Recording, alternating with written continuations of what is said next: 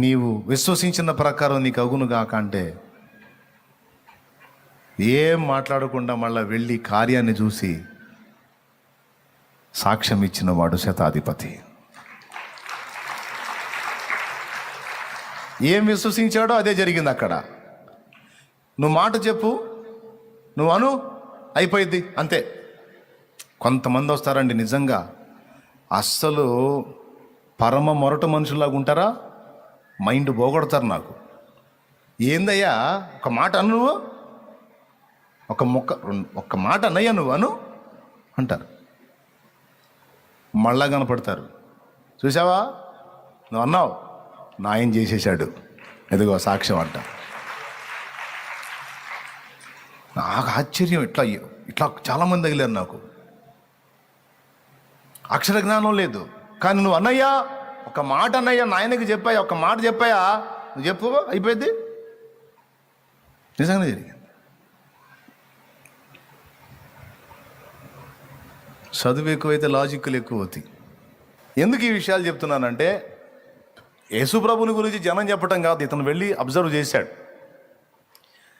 ఆయన బోధ, ఆయన వ్యవహార శైలి, ఆయన క్రమశిక్షణ పద్ధతి, చాలా విషయాల్లో ఇతడు ఆలోచించినటువంటి సంగతులన్నిటికీ పర్ఫెక్ట్గా యేసు రీచ్ అయ్యాడు.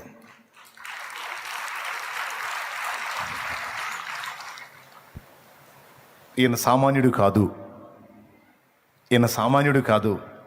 ఈయన బోధ సామాన్యమైంది కాదు, ఈయన వ్యవహారం సామాన్యమైంది కాదు, ఈయన చేసే కార్యాలు కూడా సామాన్యుడు చేసే కార్యాలు కాదు, ఈ ప్రత్యేకమైన వ్యక్తి ఈయన అనేది ఫిక్స్ అయిపోయాడు. ఈలోపు తన దగ్గర ఉండేటువంటి దాసుడికి బలహీనత వచ్చింది,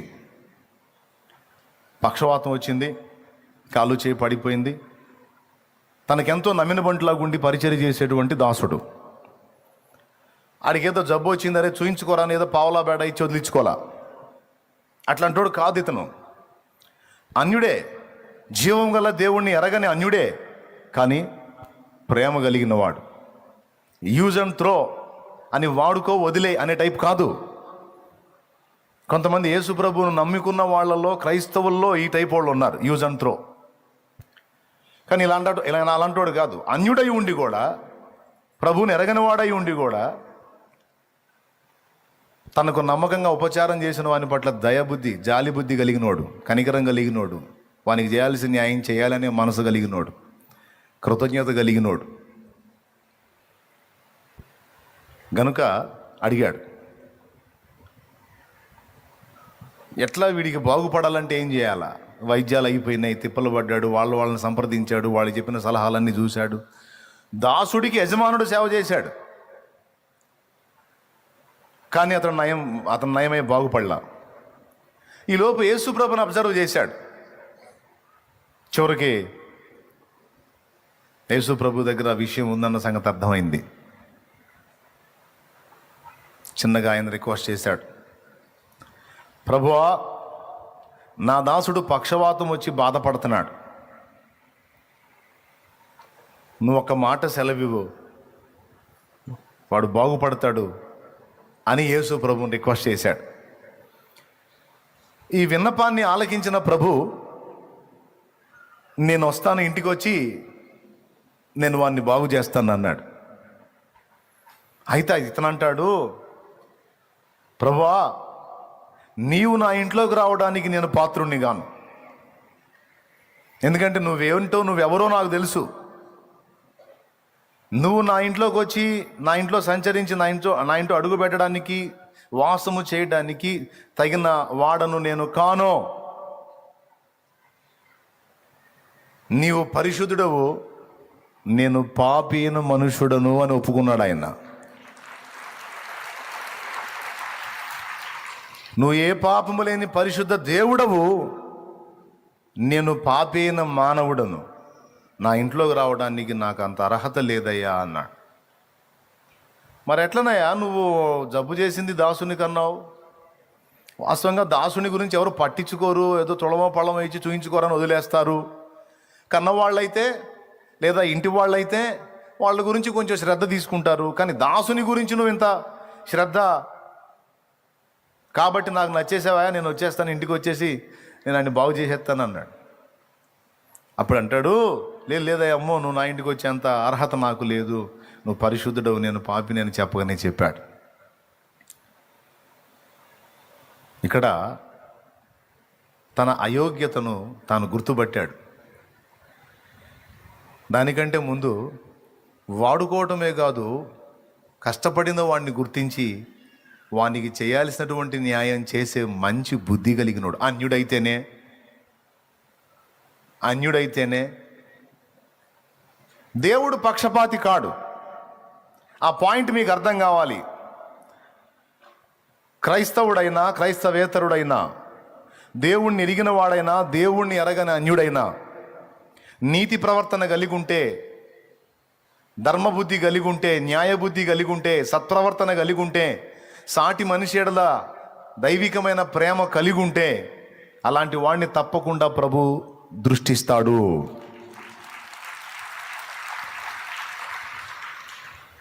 ఖచ్చితంగా వాడిని గౌరవిస్తాడు దేవుడు. మనకన్నా దేవుని వాక్యం ఉంది, వానికి దేవుని వాక్యం కూడా లేదు, కానీ తన మనస్సాక్షిని బట్టి వాడంత నీతి ప్రవర్తన కలిగి ఉన్నాడంటే అది ఇంకా గొప్ప విషయం. శతాధిపతి దగ్గర ఆ లక్షణం ఉంది. ఎదుటివాడిని వాడుకోవటమే కాదు, వాని ఎడల కృతజ్ఞత చూపాలి అనే ఆ కృతజ్ఞత బుద్ధిని తను వ్యక్తపరిచాడు. కాబట్టి యేసుప్రభువు నచ్చాడు. అయితే అంటాడు, మొట్టమొదటిది ప్రేమ కలిగిన వాడు, కృతజ్ఞతా బుద్ధి కలిగిన వాడు, న్యాయ ప్రవర్తన కలిగిన వాడు ఈ శతాధిపతి. ఒకటి. రెండవది, యేసు ప్రభు ఎవరో గుర్తుపట్టాడు. ఆయన ఏ పాపము లేని పరిశుద్ధుడు, ఆయన దేవుడు. ఇతనేమో తను తాను పాపిని అని చెప్పుకున్న వ్యక్తి. ఇక్కడ తన పాపస్థితిని తను గుర్తుపట్టాడు, తన అయోగ్యతను దానివల్ల అతడు దీనుడయ్యాడు. వాస్తవంగా 100 మంది మీద అధిపతి అంటే ఒక రేంజ్ మెయింటైన్ చేయొచ్చు. సహజంగా కొంతమంది చూసారా, వాళ్ళకున్న ధనాన్ని బట్టి, వాళ్ళకున్న హోదాను బట్టి, వాళ్ళకున్న గుర్తింపును బట్టి, వాళ్ళకున్న పెద్ద కులాన్ని బట్టి, మనం అంటే సేవకుడు వాళ్ళని స్పెషల్గా రెస్పెక్ట్ చేయాలని ఆశిస్తారు. కొంతమంది నాకు తగులుతారు, కొంతమంది ఇట్లాంటి వాళ్ళు. ఎట్టి పరిస్థితుల్లో వాళ్ళ హోదాను వాళ్ళు నాకు తెలియజేయడానికి ట్రై చేస్తుంటారు. అది కులం విషయంలోనో, లేకపోతే డబ్బు విషయంలోనో, లేకపోతే వాళ్ళకున్న అధికార విషయంలోనో. అంటే ఎందుకు అది నాకు తెలియజేయడానికి ట్రై చేస్తారంటే, కొంతమంది అమాయకంగా కొంతమంది చెప్పబోతే, కొంతమంది కావాలని చెప్పబోతారు. ఎందుకంటే వాళ్ళకున్నటువంటి ఆ స్థాయిని బట్టి సేవకుడు బెండ్ అవ్వాలి. మేము ఫలానా అండి అంటే, ఆహా అరే అయ్యో రండి కూర్చోండి అంటాను. ఇటీవలి కాలంలో ఒక సంగతి తెలిసింది నాకు. లైవ్ నుంచి చాలామంది ఫాలో అవుతారు, లైవ్ ద్వారా చాలామంది ఫాలో అవుతారు దూరాల నుంచి. ఒక పెద్ద అధికారి, ఆయన ఒక జడ్జి స్థాయి వ్యక్తి. ఆయనకు దేవుని యందు ప్రేమ ఉంది. మొన్న ఒక రోజు నాకు తెలీదు, వాకప్ చేసిన వాళ్ళు చెప్పిన మాట, రాత్రి వేళ వచ్చాడంట ఇక్కడికి. నైట్ అంతా మందిరంలోనే పండుకున్నాడంట. నైట్ అంతా మందిరంలోనే. 11-12 వచ్చాడు. ఆకలి అవుతుందట. తనతో కూడా ఉంటారు కదా సహకారులు, ఆకలి అవుతుంది, ఏమన్నా అన్నం ఉందేమో చూడండి అన్నాడంట మందిరంలో. సార్ ఇక్కడ అన్నం ఈ టైంలో ఉండకపోవచ్చు, ఉన్న అడుగు పొడుగు ఉండొచ్చు, బయట నుంచి తెస్తాం సార్ మంచి ఫుడ్ అంటే. ఓయ్ నేను దేవుని సన్నిధికి వచ్చానయా, దేవుని సన్నిధికి వచ్చాను. నేను అధికారిగా, రాజుగారు అలా ఆయన దాసుడిగా వచ్చాను. ఆయన సన్నిధిలో ఉన్నదే తింటాను, ఆయన సన్నిధిలో ఉన్నదే తింటానయా, తీసిరండి అంటే పాపం వెతికారంట వాళ్ళు. ఆ పాత్రలో వెతికితే అన్నమును చారు ఏదో ఉంది. ఇట్లా ఇది ఉంది సార్, అడుగు అన్నం చారు ఉందంటే అదే వేసుకురండి అంటే అదే కలుపుకొని తిన్నాడు. అయిపోయింది, ఇక పండుకోవాలి. వెనక రూమ్ ఉంది.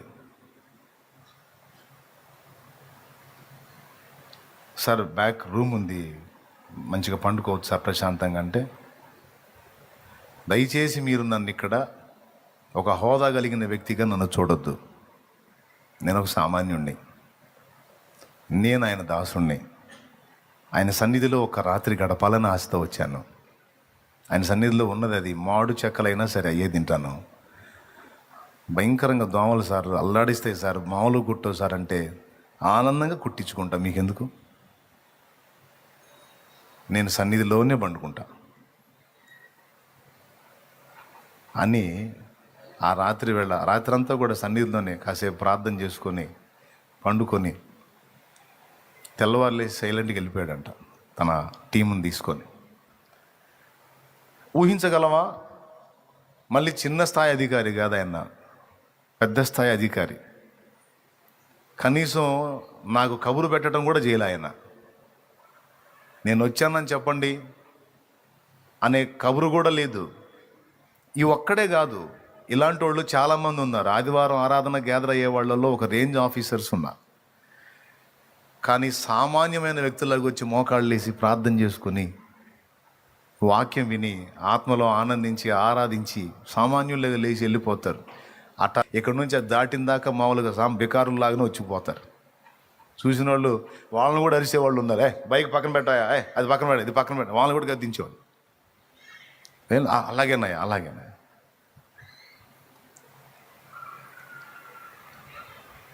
ఏం లేదు పాపం. ఒకసారి మన పరిచారం కూడా ఒకటి మన్నాయని గద్దించాడు.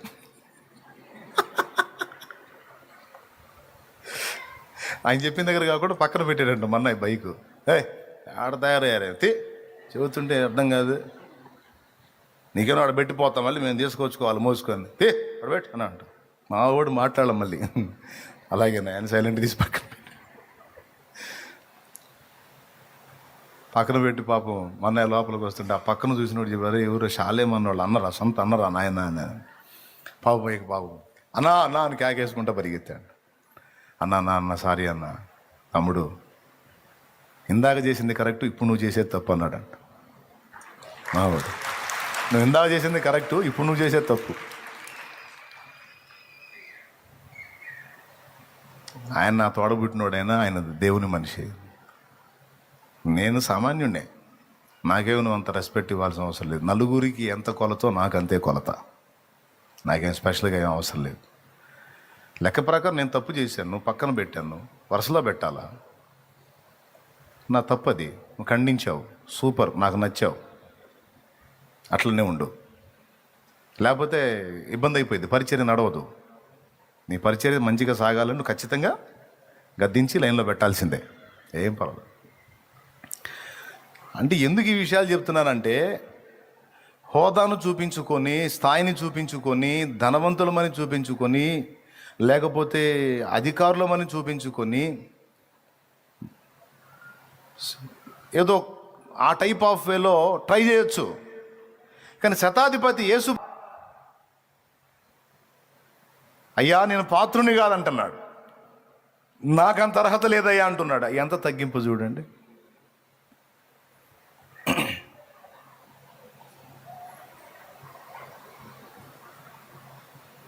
కొంతమంది సంఘంలో విశ్వాసులు అండి, ఏంది రాడా, ఏంది ఎందుకు వస్తాడు, పెరిగిపోలా, వీళ్ళేందని పెంచినట్టు కొంతమంది ఫీలింగ్. అట్లా పొరపాటు ఆలోచనలో తప్పు. దేవుని ఎదుటికి, దైవజనుని ఎదుటికి వచ్చినప్పుడు ఎన్నడూ కూడా హోదాని, అధికారాలని, డబ్బు స్థితిని, లేకపోతే వాళ్ళకున్న కులము గొప్పతనాన్ని ఎక్స్పోజ్ చేయడానికి ఎన్నడూ ట్రై చేయకూడదు. అనవసరంగా కృప పోగొట్టుకుంటారు, దీవెన పోగొట్టుకుంటారు. ఆ ఎచ్చులు పడకూడదు. నా భాషలో చెప్పాలంటే ఏ ఎచ్చులు, వాటిని కూర్చుని ఎచ్చులు పడకూడదు. అన్యుడైతేనే వానికి లెక్కలు తెలుసు. యేసు ప్రభు దగ్గరికి వచ్చినప్పుడు నకరాలు చేయకూడదు. నేను వస్తానయ్యా అంటే ఏందయ్యా వచ్చేది, అంత అర్హత నాకు ఎక్కడుంది, అమ్మో నేను అంత యోగ్యుడిని కాదయ్యా అని తన అయోగ్యతను చాటుతూ మూడో మాట అంటాడు, అయినా నువ్వు వచ్చే అవసరం ఏముందయ్యా, ఎంత విశ్వాసమో చూడండి. కొంతమందికి తల మీద చేయబెట్టి ఈ మాడుగు పెట్టి కొట్టి కొట్టి ప్రార్థన చేసినా తృప్తి ఉండదో. ఈయన విశ్వాసం చూడు. అయినా అసలు నువ్వు రావాల్సిన అవసరం ఏముంది, మాట మాత్రము సెలవివ్వో నా దాసుడు బాగుపడతాడు అన్నాడు. హల్లెలూయా. ఒక మాట సెలవివయా. మేము ఎదుర్కొంటున్న రోగాలు, బాధలు, సమస్యలు, ఇరుకులు, ఇబ్బందులు నీ చేతి కింద దాసుల వంటివి ప్రభువా. నా కింద సైనికులు ఉన్నారు. రేయ్ డ్రయ్యా అంటే ఒకడు వస్తాడు, రేయ్ పోరా అంటే ఒకడు పోతాడు. ఒకని రమ్మంటే వచ్చును, ఒకని పొమ్మంటే పోవును, ఒకని ఇది చెయ్యి అంటే అది చేయను, ఏది చేయమంటే అది చేయను. ఒక మాట నేను సెలవిస్తే చాలు గడగడలాడుతూ సార్ ఏం చేయమంటారు అనుకుంటూ వస్తారు. ఒక అధికారిగా నా సైనికుల మీద నేను అధికారిగా నేను ఏది చెబితే అది వాళ్ళు విన్నట్లు నీవు సర్వాధికారివై ఉన్నావు. సమస్యలైనా, బాధలైనా, ఇబ్బందులైనా, శోధనలైనా, వేదనలైనా, జబ్బులైనా, ఆఖరికి మరణమే అయినా నువ్వు పొమ్మంటే పోవును, రమ్మంటే వచ్చును. యేసయ్యా ఒక మాట సెలవి చాలయ్యా అన్నాడు. నువ్వు పొమ్మంటే పోవును ఏంటి, నా చేతి కింద సైనికులు ఎలాగో నీ చేతి కింద అవన్నీ అలాగా. బా అన్యుడి మనసులో, విశ్వాసుల్లో నిజంగా ఇంత విశ్వాసం ఉంటుందా? ఆయన సర్వాధికారి అని పాట పాడుతున్నా. సర్వాధికారివి, సర్వజ్ఞుడవు, సంపూర్ణ సత్య స్వరూపివి నీవు. ఓకేనా? ఆయన సర్వాధికారి అని పాట పాడితే, అన్ని నామముల కన్న పైనామము యేసుని నామము.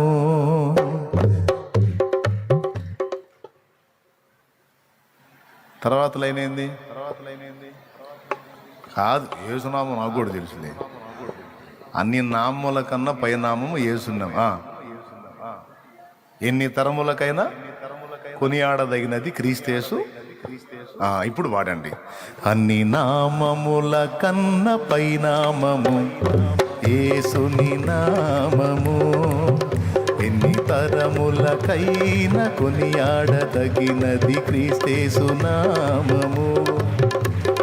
యేసునామము జయం జయము, సాతాను శక్తుల్ లయం లయము. యేసునామము జయం జయము, సాతాను శక్తుల్ లయం లయము. హల్లెలూయా హోసన్నా హల్లెలూయా, హల్లెలూయా ఆమేన్. హల్లెలూయా హోసన్నా హల్లెలూయా, హల్లెలూయా ఆమేన్. దేవునికి మహిమ. పాటేమో సర్వాధికారాన్ని పాడతాం, అలాగే అన్ని నామముల కన్నా పైనామని పాడతాం, కానీ నిజంగా దాన్ని నిజమని విశ్వసించలేం. అది మన బలహీనత. నీవు ఎదుర్కొనే ప్రతి సమస్యకి ఒక పేరు ఉంది. ఆర్థిక ఇబ్బందులు, అప్పుల బాధ అయితే అప్పు అనే పేరు. ఎన్ని రోగాలు చెప్తావో అన్ని రోగాలకు పేర్లు ఉన్నాయి. కాలు చేయి పని చేయలేదనుకో పక్షవాతం,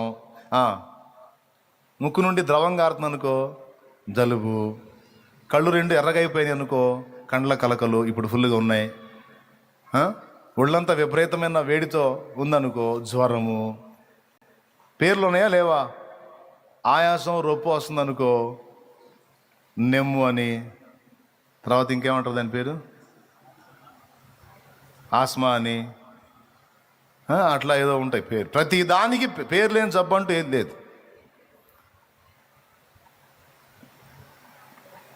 ప్రతి జబ్బుకి పేరుంది. మనం ఏం పాడావు ఇప్పుడు? పాట ఏం పాడావు? నువ్వు ఎదుర్కొనే ప్రతి సమస్యకి పేరుంది. ఆఖరికి నీ శత్రువులు ఉంటే ఆ శత్రువులకు కూడా పేర్లు ఉన్నాయి. పేరు లేని శత్రువుడు లేడు. సైతాన్ నీకు శత్రువు అయితే వాడికి కూడా ఒక పేరు ఉంది, సాధుని వాడికి. పేరు లేని వ్యక్తి కానీ, సమస్య కానీ, రోగం కానీ ఏమీ, అన్నిటికీ నామాలు ఉన్నాయి. నామం అనగా పేరు. పాట ఏం పాడావు? అన్ని నామముల కంటే పై నామము యేసు నామం అని పాడాం. కానీ అలా విశ్వసించాం. నువ్వు మంచి భయంకరమైన జబ్బు పేరు చెప్పావు అనుకో, దానికి పైన యేసయ్య ఉన్నాడు, యేసు నామం ఉంది. యెహోవా నామము బలమైన దుర్గము, నీతిమంతుడు అందులోనికి పరిగెత్తి సురక్షితముగా నివసించును. సామెతల్లో ఉంది. అన్ని నామముల కంటే పైనామము ఆయన నామమైనప్పుడు నువ్వు ఎదుర్కొనే ప్రతి సమస్యకు ఓ పేరు ఉంది. ఆ పేరుకు పైన యేసు అనే నామం ఉంది, గుర్తుపెట్టుకో. పైన ఉంది, కింద లేదు. నువ్వు ఎంత సమస్యను ఎదుర్కొంటున్నా నువ్వు ఒక్కటే గ్రహించాలి, ఆలోచించాలి. దీని అంతటికి పైన యేసయ్య ఉన్నాడు, యేసయ్య నామం ఉంది. ఆయన కిందనే ఉన్నాయి కదా ఇవన్నీ, ఆయన పైన అయితే లేవు కదా. పర్వాలేదులే, అన్నిటికీ పైన ఆయన ఉన్నాడు, ఆయన చూసుకుంటాడన్న భరోసా, విశ్వాసం, ధైర్యం అనుకుండా. అన్ని నామముల కంటే పైనామం అని నీకు వినపడిందంటే అందులో ఈ సబ్జెక్ట్ గుర్తు రావాలి నీకు. నీ శత్రువులు, నీ బలహీనతలు, నిన్ను శోధించే సైతాను, నిన్ను పడద్రోసే శోధనలు, నువ్వు ఎదుర్కొంటున్న అప్పులు, ఇబ్బందులు, రోగాలు, అన్నిటికీ పైన నా యేసయ్య నామం ఉంది. అన్నీ ఆయన పాదముల క్రిందే ఉన్నాయి. ఆయనకి స్తోత్రం, ఆయనే చూసుకుంటాడు. ఆమేన్. గట్టిగా చెప్పండి. అది సర్వాధికారి అనే పాట పాడటం కాదు, ఆఖరికి చావు మీద కూడా అధికారం కలిగినోడు. ఆయన సెలవు లేకుండా భూమి మీద నుండి ఒక ప్రాణం పోవాలన్నా కూడా సాధ్యం కాదు. ఒక ప్రాణం భూమి మీద నుండి తీయబడింది అంటే ఆయన సెలవు. మరణము యొక్కయు పాతాళ లోకం యొక్కయు తాళపు చెవులు నా స్వాధీనమందు ఉంచబడి ఉన్నవి అన్నాడు. ప్రకటన గ్రంథం 1వ అధ్యాయము 18వ వచనం మీరు చూడగలిగితే ఈ మాట అండర్లైన్ చేసుకోవచ్చు. ఆఖరికి చావుతో సహా దాని మీద కూడా ఆయన అధికారం కలిగి ఉన్నాడు. నేను మొదటి వాడను, కడపటి వాడను, జీవించువాడను, మృతుడనైతిని గాని ఇదిగో యుగయుగములు సజీవుడనై ఉన్నాను. మరియు మరణము యొక్కయు పాతాళ లోకము యొక్కయు తాళపు చెవులు నా స్వాధీనములో ఉన్నవి. మరణము యొక్కయు, ఒకడికి మరణం కలగాలంటే, మరణం కలిగి అతను దేవుని దగ్గరకు చేరాలంటే, ఈ లోకాన్ని విడవాలంటే తలుపు యేసయ్య తీయాలి. కాబట్టి భయం లేదు. ఇక ఆయన సెలవు అయితే ఉండటం కంటే వెళ్ళటమే మంచిది. ఇంక వచ్చారా బాబు అంటే, సెలవు కాలేదనుకో గొంతు పిసికినా మనం జాబం. దేవునికి స్తోత్రం, హల్లెలూయా.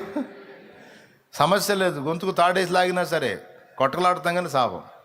ఆయన తలుపు తీగిపోతే ఎట్లా? ఆయన సర్వాధికారి అని పాడుట, మాట్లాడుటయే కాదు, సర్వాధికారి అని నమ్మాలి. శతాధిపతి అన్యుడై ఉండి ఎంత గొప్ప విశ్వాసాన్ని కనపరిచాడండి. ప్రభువా నువ్వు సర్వాధికారివయ్యా, పక్షపాతం నీకు లోబడదా? నువ్వు వచ్చి దాన్ని సాగనంపాలా? మాట మాత్రము సెలవిమ్ము, మా బ్రతుకు మారిపోతుంది. మాట మాత్రము సెలవిమ్ము, మాకు విడుదల దొరుకుతుంది. పాడదామా? మాట మాత్రము సెలవిమ్ము, మా బ్రతుకు మారిపోతుంది. మాట మాత్రము సెలవిమ్ము, మాకు విడుదల దొరుకుతుంది. మాట మాత్రము సెలవిమ్ము, మా బ్రతుకు మారి. మాట మాత్రము సెలవిమ్ము, మాకు విడుదల దొరుకుతుంది. నీ మాట కోసమే యేసయ్య మా కన్నీళ్ళు ఎదురు చూసేనయ్య. నీ మాట కోసమే యేసయ్య మా కన్నీళ్ళు ఎదురు చూసేనయ్యా. మాట మాత్రము సెలవిమ్ము, మా బ్రతుకు మారిపోతుంది. మాట మాత్రము సెలవిమ్ము, మాకు విడుదల దొరుకుతుంది. దేవునికి మహిమ, దేవునికి మహిమ, దేవునికి మహిమ. కొన్నిసార్లు విచిత్రం చెప్పనా, విశ్వాసులైన వాళ్ళు కృంగిపోతుంటే పక్కన ఉన్న అన్ని జనులు వచ్చి ధైర్యపరుస్తుంటారు. విశ్వాసులైన వాళ్ళు కృంగిపోతుంటే పక్కన అన్ని జనులు వచ్చి ఊరుక బాధపడబాక, యేసుప్రభు గొప్ప దేవుడు, అలాంటి దేవుడిని నమ్ముకొని నేను జట్ట అయిపోతా అంటారు వాళ్ళు వచ్చి. అన్నారా అనలేదా? నిజం చెప్పు. నువ్వు శోధనలు ఎదుర్కొంటున్నప్పుడు, నువ్వు ఏడుస్తూ కూర్చున్నప్పుడు పక్కన వాళ్ళు వచ్చి అన్నారా లేదా? నీకు ఆశ్చర్యం కలగలా? అసలు యేసుప్రభుని ఫాలో అవుతుంది నేను, ఆయనలో విశ్వాసం ఉంచింది నేను, నమ్మింది నేను, ప్రార్థన చేస్తుంది నేను, ఆ మనిషికి ఏం తెలియదు. ఆ మనిషి వచ్చి నాకు ఆయన గురించి చెబుతుంది, నేను నీకు ఆలోచన రావాలా లేదా? అప్పుడు ఏం చేయాలి నువ్వు? ఛీ అంటే ఆ మనిషిని చూసి అంటాం కాదు, గదిలో పోయి ఛీ ఆ మనిషికి ఉన్న విశ్వాసం నాకు లేకపోయా, నన్ను క్షమించు ప్రభు అనాల. మళ్ళీ ఆ మనిషిని చీ అనేవు పాయింటే కదా. విశ్వాసులు, విశ్వాసం లేని విశ్వాసులు. శతాధిపతికి ఎంత విశ్వాసం, ఒక మాట చెప్పయ్యా అయిపోయింది అన్నాడు. నువ్వు రావాలా? ఇంత విశ్వాసం కలిగి ఉన్నందున రాకుండానే కార్యం జరిగింది. నీ నమ్మిక చొప్పున నీ కలిగిద్ది. యాయిరేమన్నాడు? ప్రభువా నీవు నా కుమార్తె చావు బ్రతుకుల్లో ఉంది, నా ఇంటికి రాయ్యా, నా బిడ్డను బ్రతికించు అన్నాడు. వెళ్ళాడు. వాని విశ్వాసాన్ని బట్టి ఇంటికి వెళ్ళి బ్రతికించాడు. చూసారా? కనాను స్త్రీ, అయ్యా నా కుమార్తె దయ్యం బట్టి బాధించబడుతుంది అయ్యా, శోధించబడుతుంది అయ్యా, అయ్యా ఒక్క మాట అయ్యా అయ్యా అని వెంటబడితే వినిపించుకోకుండా పోయాడు. అన్యురాలామే వినిపించుకోకుండా పోయాడు. అయినా వెంటబడింది.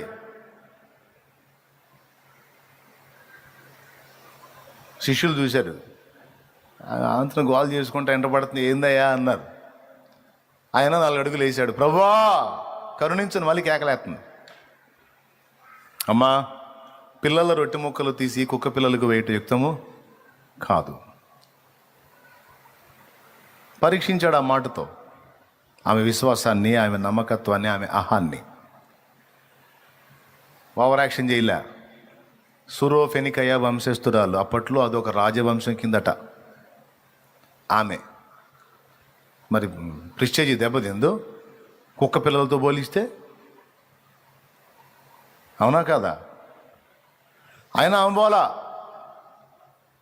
కానీ ఇప్పుడు కొంతమంది మాత్రం యేసు ప్రభు గొప్పోడా, అయ్యా కాపాడమని వస్తే కుక్కలతో పోల్చాడు గొప్పోడా అంటే ఆమెకు లేదు ఫీలింగు, ఆమెను అన్నందుకు ఏళ్ళ కొంతమందికి ఫీలింగు. ఆమెను కదా అంది, వీడు తీసుకుంటాడేంది అది నన్ను అన్నట్టు, వీణన్నట్టు. ఆమెని పరీక్షించాడు విశ్వాసాన్ని. ఫస్ట్ ఏమో ఆమె కేకలేస్తుంటే వినపడనట్లు వెళ్ళిపోయాడు ముందుకి. అదేంది పరీక్షించడం ఏంది అంటే, నువ్వు అర్జెంటుగా మెంటల్ హాస్పిటల్లో పోయి చూయించుకో అని చెప్పాలి వాడికి. పరీక్షించడం ఏంటంటే, దేవుడికి మనల్ని పరీక్షించుకొని హక్కు లేదా?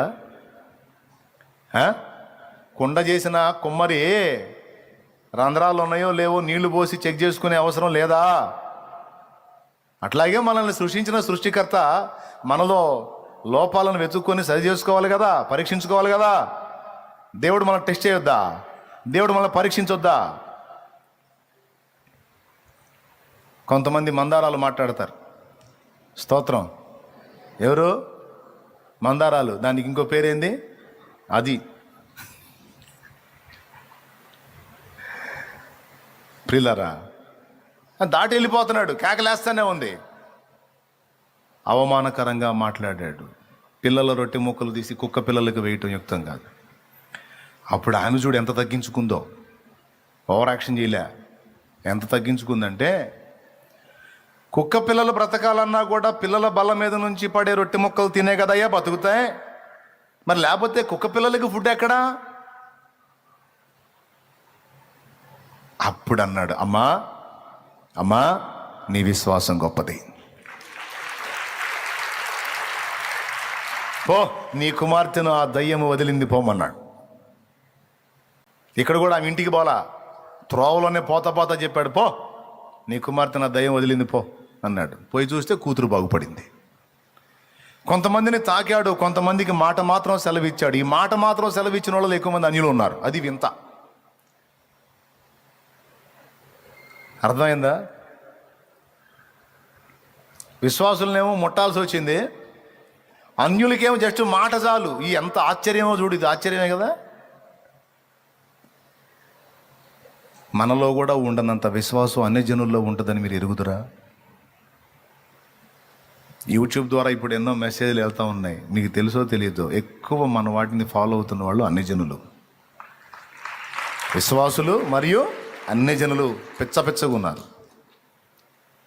మీరు అనుకుంటారేమో ఒక ఛానలే కదా తండ్రి సన్నిధి మినిస్ట్రీస్ అని. దాదాపు 40 నుంచి 60 ఛానళ్లలో రెగ్యులర్గా రోజు వీడియోలు వెళ్తూనే ఉంటాయి. మరి అంతమంది ఎక్కడ చూస్తున్నారు? ఎవరెవరు చూస్తున్నారు? ఎక్కడ పట్టిన వాళ్ళు కనపడి చెబుతా ఉంటే ఆశ్చర్యం కలుగుతుంది నాకు. అన్యజనుడు తన కార్యం అలా జరిపించుకుంటున్నాడు. నన్ను వాడుకునేది ఆయనే, తన ప్రజలకు ఆ వాక్ అందేటట్టు చేసేది ఆయనే. రెండు ప్రభావం యేసుకే చెందునుగాక.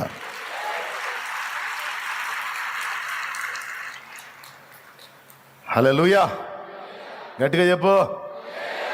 అది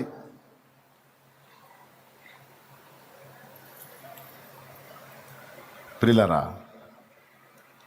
ఆయన మహాకృప, మహానుభావుడు.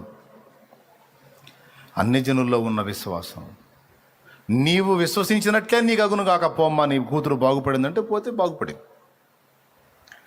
ఇక వెళ్ళుమో, నీవు విశ్వసించిన ప్రకారం నీకు అవును గాక అంటే అతను వెళ్ళి చూస్తే తన దాసుడు స్వస్థత పొందాడు అని రాయబడి ఉంది. శతాధిపతి దేవుడు మానవుడి నుండి ఎదురు చూసేటువంటి 4 విషయాల్లో పాస్ అయ్యాడు. నంబర్ 1,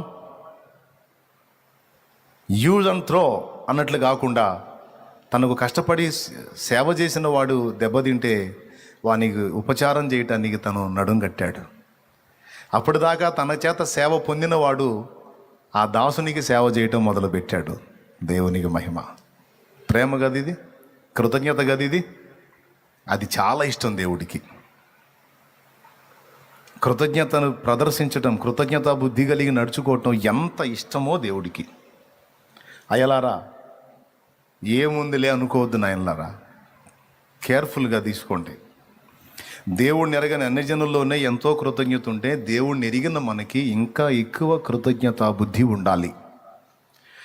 దేవుని ఎడల మనకు కృతజ్ఞత ఉండాలి. సాటి నరుల ఎడల కూడా మనకి కృతజ్ఞత, అంటే మనకు మేలు చేసిన వారి ఎడల కృతజ్ఞత ఉండాలి. శతాధిపతికి దాసుడు కాస్త కూస్తో పైకం తీసుకొని పైసలు తీసుకొని పనిచేసి ఉంటాడు. అయినా ఇతడు నాకు సేవ చేశాడు. పాపం, ఆడి చేతులు నాకు సేవ చేసినాయి. ఆడి చేతులతో నాకు ఆహారం ఇచ్చాడు, గిన్నె అందించాడు, నీళ్ళు ఇచ్చాడు, నా కాళ్ళ చెప్పులు తీసుకెళ్ళి పక్కన పెట్టాడు. నాకు సేవ చేసిన ఆ చెయ్యి కాళ్ళు 2 చచ్చుబడిపోయినాయి. అయ్యో అని బాధపడ్డాడు. పనోడు కదా అని పక్కన వెళ్ళా. అప్పటిదాకా పనివాడుగా ఉన్నవాడు ఇప్పుడు కన్నబిడ్డలాగా స్వీకరించాడు. అది శతాధిపతి మనసు అండి. ఒక కన్నబిడ్డ కాలు చేయబడిపోతే తండ్రి ఎంత లబలబలాడిపోతాడో, ఎంత అల్లాడిపోతాడో. కూతురు కోసం కనాను స్త్రీ ఎలాగైతే ప్రభువుని అయ్యా అని వేడుకుందో, దాసుని కోసం ఇతడు తన బిడ్డలాగా వేడుకోవటం అంటే యజమానుడి పాత్రను తీసేసి తండ్రి పాత్ర పోషించినట్టే కదండి. యేసయ్యది ఎంత మంచి మనసో చూడు. సత్క్రియ చేసిన వాడు అన్యుడైనా పొగడకుండా ఉండలేదు చూడు యేసయ్య. యేసయ్య మంచి మనసు అది. ఏ కొంచెం మనలో నమ్మకత్వం కలిగి కనబడ్డా మనల్ని ఘనపరచకుండా ఉండలేడు. ఎంత అంటే వెంటనే స్పందించాడు. ఇశ్రాయేల్లోనైనా ఇంత విశ్వాసము నేను చూడలా అన్నాడు. అంటే అంత గొప్ప విశ్వాసితనని ఘనపరిచేశాడు. ఆ రోజు ఆ మహానుభావుడు ఇచ్చిన ఆ చిన్న ఘనత తరతరాలకు నిత్యత్వ పర్యంతం గ్రంథంలోకి ఎక్కిందండి. యేసయ్య ఇచ్చే ఘనత శాశ్వతమైంది. అది మేలు పొంది ఏమండి, ఏరు దాటిన దాకా ఓడలు ఎక్కి కూర్చున్న వాళ్ళు ఏమండి ఓడమల్లన్న గారు అంటారు. ఏరు దాటి ఒడ్డుకు దిగినాక ఏరులో ఉన్నప్పుడేమో ఓడమల్లన్న అంట. ఏరు దాటి ఒడ్డుకి ఎక్కిన తర్వాత పోరా బోడి మల్లన్న అన్నారు.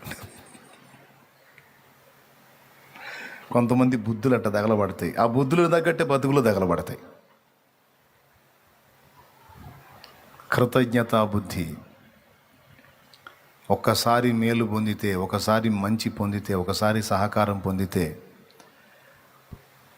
ఏ విధం చేతనైనా సరే ఆ వ్యక్తికి మేలు చేయటానికి, అతడు చేసిన ఉపకారాన్ని మర్చిపోకుండా గుండెల్లో ఎల్లప్పుడూ పెట్టుకోవటానికి ఆ కృతజ్ఞత బుద్ధి మనం సాధన చేయాలి. కృతజ్ఞత బుద్ధి కలిగిన హృదయాలంటే యేసయ్యకి చాలా ఇష్టం. మర్చిపోవద్దు. దీవించబడతారు. కృతజ్ఞత కలిగిన మనసు కలిగి ఉంటే దీవించబడతారు. మర్చిపోవద్దు. మేలు పొంది కీడు చేయొద్దు. ఉపకారం పొంది విషం కక్కొద్దు. దానివల్ల నువ్వే నష్టపోతావు. చేయగలిగినంత వరకు నీకు ఉపకారం చేసిన వారికి ఉపకారం, అపకారం చేసిన వాడికి సైతం అవకాశం ఉంటే ఉపకారం చేయటానికే నీ మనసును సిద్ధపరచుకో, దీవించబడతావు. అంతే. ప్రేమ శత్రువుని కూడా మిత్రువుగా మార్చగలిగే దమ్మున్నది ప్రేమ. కాబట్టి మీరు అలాంటి మనసును సాధన చేయండి. శతాధిపతి అన్యుడి నుంచి పాఠం ఇది మనకి. రెండవది, యేసు ప్రభుని గమనించి ఆయన అర్థించటం. వస్తాను అంటే తగినవాడిని కాదు, అంటే తన అయోగ్యతను తాను గుర్తుపట్టడం. దేవుని ముందుకు వెళ్ళినప్పుడు ఎప్పుడు కూడా నీ యోగ్యతలను కనపరుచుకోవడానికి ట్రై చేయొద్దు. దైవజనుడి ముందుకు వెళ్ళినప్పుడు కూడా నీ యోగ్యతను కనపరుచుకోవడానికి ట్రై చేయొద్దు. దేవుని ఎదుట, దైవజనుల ఎదుట ఎచ్చులకు స్థానం లేదు. దీన మనస్కులమయ్యే ఉండాలి. హల్లెలూయా, హల్లెలూయా. నువ్వు కూడా సేవకుడు అవ్వచ్చు, సేవకురాలు అవ్వచ్చు, సేవకుడు అయి ఉండొచ్చు, సేవకురాలు అయి ఉండొచ్చు. అప్పుడు నీకు ఈక్వల్ మైండ్. వాళ్ళు నాకంటే గొప్ప ఉందని, నేను కూడా ఇప్పుడు సేవకుడినే కదా, నేను కూడా ఇప్పుడు సేవకురాలనే కదా, నేను పాస్టర్నే కదా, నేను పాట్రమ్మనే కదా అనే ఫీలింగ్ రావచ్చు. నువ్వు బోధకుడు అయితే, నువ్వు సేవకుడు అయితే, నువ్వు సేవకురాలు అయితే, నీకు అప్పగించిన మంద దగ్గర నువ్వు ఎక్కడైతే పుట్టి పెరిగావో, ఎక్కడైతే అభ్యాసాన్ని నేర్చుకున్నావో, ఎక్కడైతే ఆత్మీయ పాఠాలు నేర్చుకున్నావో, ఎక్కడైతే దేవుని పని కొరకు సిద్ధపరచబడ్డావో, ఆ వ్యక్తి ఎదుట ఎప్పటికీ కూడా నువ్వు విద్యార్థివి అన్న సంగతి మర్చిపోవద్దు. దేవునికి స్తోత్రం. ఆ వ్యక్తి ముందుకు వచ్చి ఓవర్ యాక్షన్ చేయొద్దు. ఆ వ్యక్తి ముందు డాబు సరిగా ప్రవర్తించొద్దు. నా బిడ్డలకే కాదు, బయట ఉన్నటువంటి సహోదరులు కూడా చెప్తున్నాను నేను. కొద్దిగా కేడర్ మారగానే దైవజనుడితో ఈక్వల్ చేసుకొని తమకు తామే నష్టం కలుగు చేసుకుంటారు. ఈక్వల్ చేసుకున్నప్పుడు ఏం జరిగిద్ది? వినయం పోయిద్ది. నేను ఎందుకు ఈ మాట చెబుతున్నానో మీకు వెలగాల బలుపు. అర్థమైందా? దైవజనుడితో ఈక్వల్ చేసుకున్నప్పుడు వినయం పోయిద్ది, అంటే నేర్చుకునే బుద్ధి పోయిద్ది. నేర్చుకునే పద్ధతి నేను మానేస్తే దైవస్వరం నీకు వినబట్టం ఆగిపోయింది. చివరికి ఎవరు నష్టపోతారు? ఆ బుద్ధిని కోల్పోయినప్పుడు నువ్వే నష్టపోతావు. సహోదరులు కూడా, నేను ఇప్పుడు ఇద్దరం దైవజనులమే కదా, ఇంకేముందిలే అనుకుంటే, ఈ నేర్చుకోవటం మానేస్తే అవుట్, దైవస్వరం వినబడదు. చివరికి శూన్యంలాగా మారిపోయి అక్కడ వేసిన గొంగడు అక్కడైనా ఆగిపోతాడు. అందుకే హెచ్చించుకోవద్దు.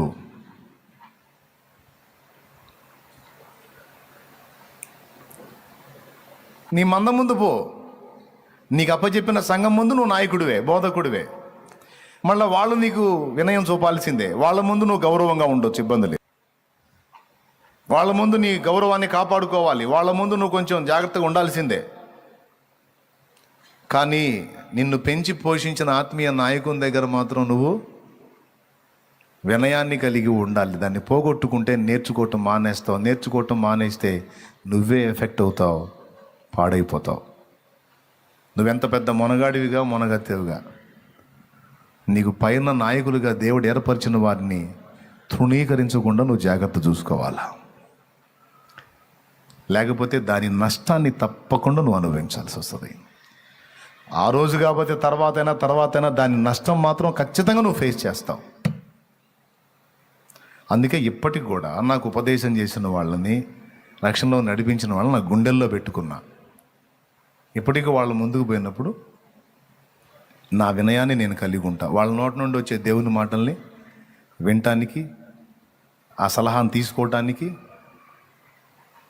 ఇప్పటికీ సహా నేను లోబడతా. ఎంతమందికి అర్థమవుతున్నాయి నేను చెప్పే సంగతులు? ఈరోజు డీప్ స్టడీ అని చెప్పట్లా, జస్ట్ సింపుల్గా ఒకటి జీవితంలో నుంచి కొన్ని మాటలు మీకు అందిస్తున్నా. మొదటిది ఏమిటి? ప్రేమ, కృతజ్ఞత బుద్ధి. రెండవది తన అయోగ్యతను తాను ఇప్పుడు అదే పద్ధతి సైనికుల ముందు ప్రదర్శిస్తాడా? అయ్యా మిమ్మల్ని పంపించడానికి, రమ్మంటానికి, పొమ్మంటానికి నాకు అర్హత లేదు అంటాడా? వాళ్ళ దగ్గర అనడం మళ్ళీ అంటాడు. ఇదే మనిషి మళ్ళీ యేసయ్య దగ్గరికి వచ్చేటప్పటికి, ప్రభువా అమ్మో నువ్వు నా ఇంటికి వచ్చే అంత అర్హత నాకు లేదు, నేను ఎంతటి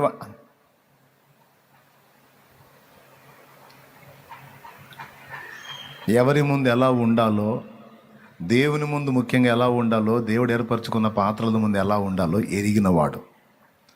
మనం తెలుసుకొని ఉండాలి. మూడవది యేసు అధికారాన్ని గుర్తుపట్టినోడు.